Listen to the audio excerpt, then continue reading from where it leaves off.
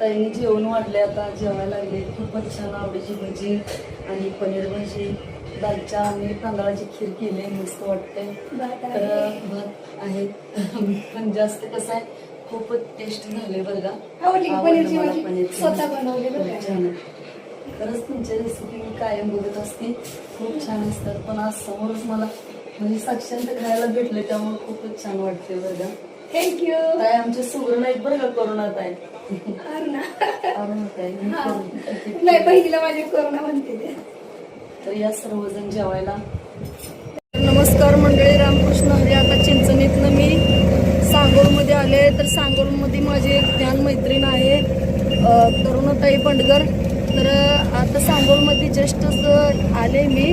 तर आता त्यांच्या घरी चालले. त्यांनी मला बोलवलंय बरं का, लय म्हणजे उत्साहान बोलवलंय, त्यामुळं तर नेला आले. तर आता जस्ट त्यांचं घर आहे इकडे.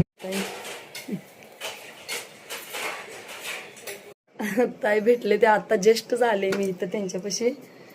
तर वाट बघत बसली होती जेवण बनवून, तेव्हा जेवणाचं ताटच घेऊन आले. तर जस्ट वेळ झाला मला यायला. जरा बोल.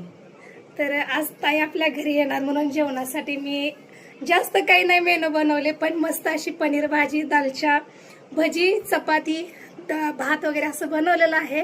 तर या तुम्ही पण सगळे जेवायला. आणि आज सारिका ताईंना भेटून खूप छान वाटलं. खूप दिवसांची इच्छा आज पूर्ण झाली.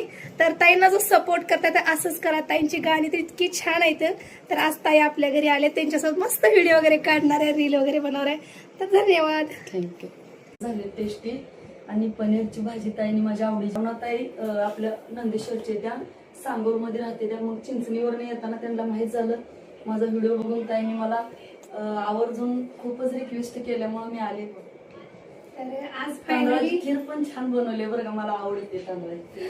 तर आमच्या ताई त्या मस्त केलं जेवण. तर जेवण सगळं कसं टेस्ट करून सांगा कसं झालंय. तर मी ताईला रिक्वेस्ट केली आणि ताईने रिक्वेस्ट म्हणजे जास्त केलं, पण हो लगेच मी एकदा बोलली की ताई घरी या, म्हणलं की ताई लगेच घरी आले. तर आज आपल्या घरी त्यांना जेवण वगैरे म्हणलं छान बनवलंय, ताईंना तर आवडलंय. आता बघू. तर ताईंचं मस्त असं जेवण चालू आहे.